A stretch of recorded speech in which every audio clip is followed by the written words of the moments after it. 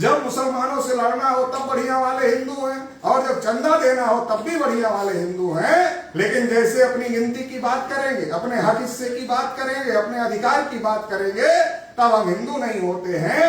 ये जो साजिश देश में चल रही है, इस साजिश को हम लोगों को समझने की जरूरत है।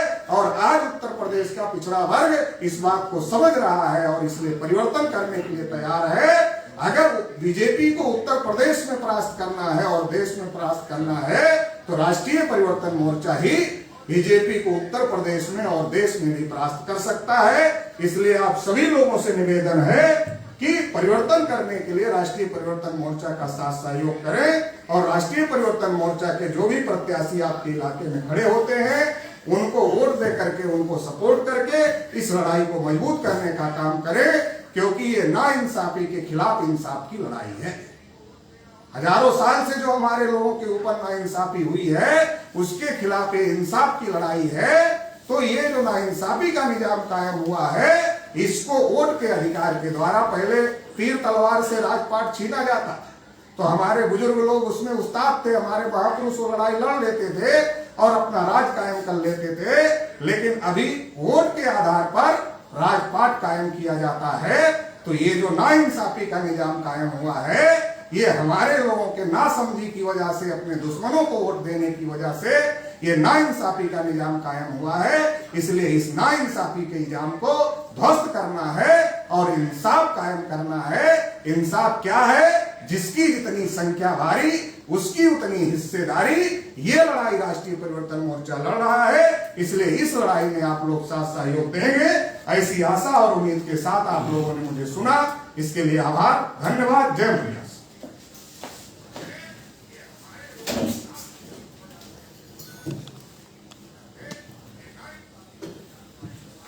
धन्यवाद चौधरी विकास पटेल जी, राष्ट्रीय पिछड़ा वर्ग मोर्चा।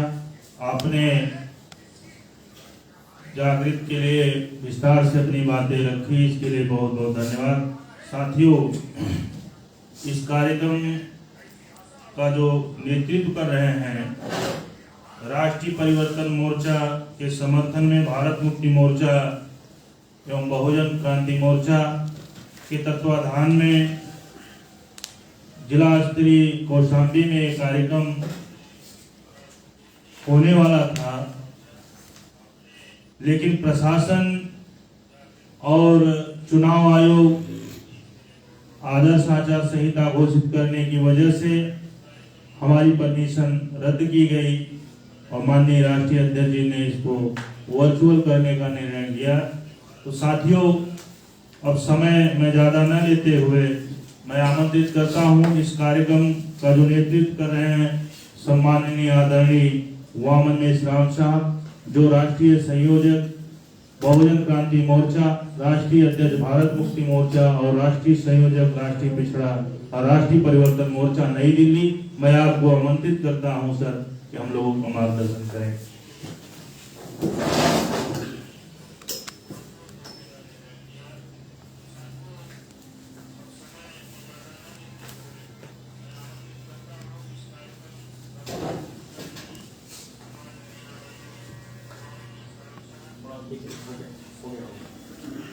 साथियों,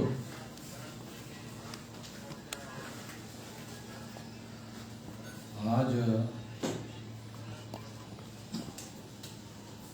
राष्ट्रीय परिवर्तन मोर्चा का वर्चुअल कार्यक्रम है, वर्चुअल रैली करने का कार्यक्रम आयोजित किया गया है कौशाम्बी में।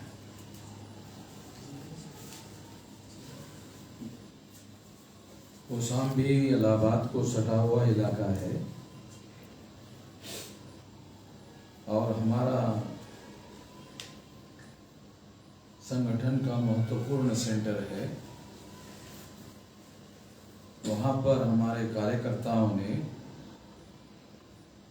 पूरे शक्ति के साथ,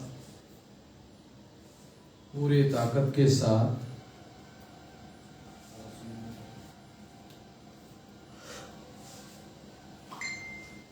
वहाँ जिला स्तर की रैली कौशाम्बी में आयोजित की थी। ये जो रैली आयोजित की थी,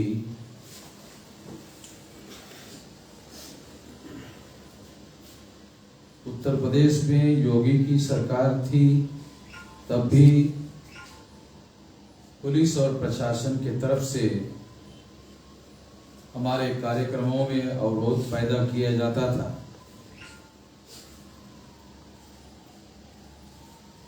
और चुनाव आयोग के निगरानी और नियंत्रण में अब प्रशासन चल रहा है, तब भी किसी प्रकार का प्रशासन और पुलिस प्रशासन के अंदर कोई परिवर्तन दिखाई नहीं देता है।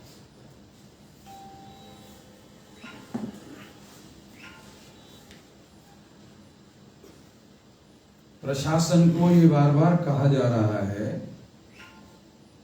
कि ये भारत मुक्ति मोर्चा और बहुजन क्रांति मोर्चा का कार्यक्रम है। जब ये कार्यक्रम भारत मुक्ति मोर्चा और बहुजन क्रांति मोर्चा का कार्यक्रम है और ये रजिस्टर्ड संस्थाएं है, सोसाइटी रजिस्ट्रेशन एक्ट के तहत रजिस्टर्ड संस्थाएं हैं, और हमारी कोशिश लगातार संविधान और कानून के दायरे में रहकर कार्य करने की है। इसके बावजूद भी ये रुकावट डालने का काम प्रशासन के द्वारा हुआ, और उन लोगों ने, हम लोग जो लोगों तक मैसेज देना चाहते हैं, एक संदेश पहुंचाना चाहते हैं, इस तैयारी में 40-50 हजार लोग इकट्ठा हो सकते थे इस प्रयास में। तो 40-50 हजार लोगों तक हमारा मैसेज नहीं जाना चाहिए, इसकी प्रशासन के द्वारा कोशिश हुई।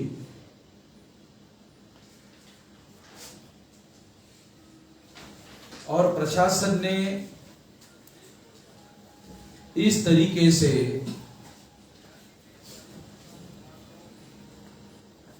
ये कार्य करने का काम किया, तो हमने 50,000 के बजाय 2.5 लाख लोगों तक अपना संदेश कैसे पहुंचाया जाए, इसकी हमने व्यवस्था की। वर्चुअल हम लोगों ने व्यवस्था की, ऑनलाइन हमने व्यवस्था की, और 2.5 लाख लोगों तक हमारी आवाज पहुंचे, इसका प्रबंध किया। और इस तरह से प्रशासन ने, जो मनुवादी लोग बैठे हुए हैं, उन लोगों ने जो मकसद निर्धारित किया था कि हमारी आवाज लोगों तक नहीं पहुंचनी चाहिए, वो 5 गुना ज्यादा लोगों तक पहुंचने का हमने प्रबंध किया, और हमारे दुश्मनों के मकसद को हमने फेल करने में कामयाबी हासिल की। तो इस तरह से हम लोग वर्चुअल कार्यक्रम में जो एडवांस टेक्नोलॉजी है उसका उपयोग हम लोग कर रहे हैं। साथियों, अब मैं आपको विषय पर कुछ बातें बताना चाहता हूं। यह रैली राष्ट्रीय परिवर्तन मोर्चा की है। यह राष्ट्रीय परिवर्तन मोर्चा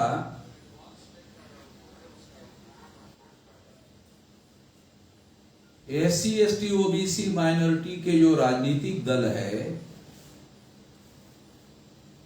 उस राजनीतिक दल के लोगों ने हमें कहा कि आप इसका नेतृत्व स्वीकार करें, तो हमने कहा कि हम तो किसी राजनीतिक दल के सदस्य नहीं हैं। तो उन्होंने हमें आग्रह किया, तो हमने राजनीति में हस्तक्षेप करने के लिए इस बात को, इस आग्रह को स्वीकार किया। इसके पीछे हमारा मकसद ये है कि SC, ST, OBC माइनॉरिटी का जो समाज है वो शासक वर्ग तभी बन सकता है जब वो राजनीति में हस्तक्षेप करने का काम करे, या राजनीति करने का काम करे, या चुनाव लड़ने का काम करे, तभी कर सकता है।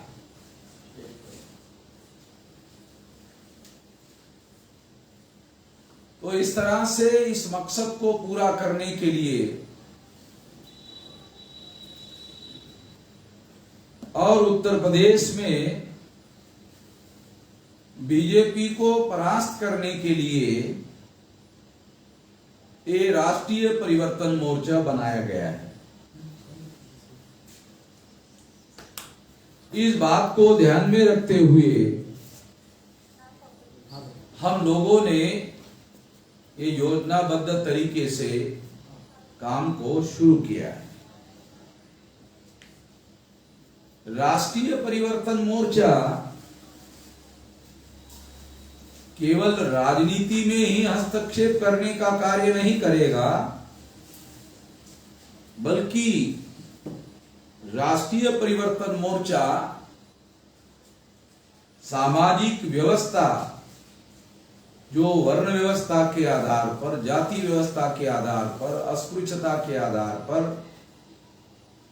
आदिवासियों के सेग्रीगेशन के आधार पर और पिछड़े वर्ग पर शूद्र वर्ण थोपने के आधार पर, महिलाओं को दास बनाने के आधार पर और घुमंतु जातियों को बहिष्कृत करने के आधार पर, ये जो इस देश में व्यवस्था बनी हुई है, इस व्यवस्था में भी हस्तक्षेप करने के लिए ये राष्ट्रीय परिवर्तन मोर्चा कार्य करेगा।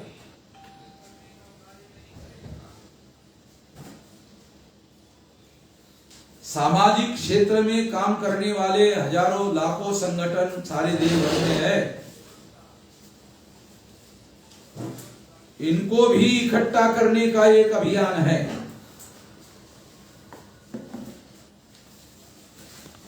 और ये अभियान योजनाबद्ध तरीके से चलाया जा रहा है, प्लानिंग बनाकर चलाया जा रहा है, और इसके तहत ये काम किया गया है, या आने वाले समय में भी ये काम किया जाने वाला है।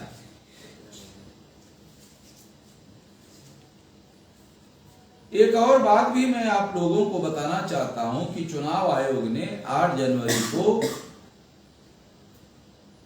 चुनाव का कार्यक्रम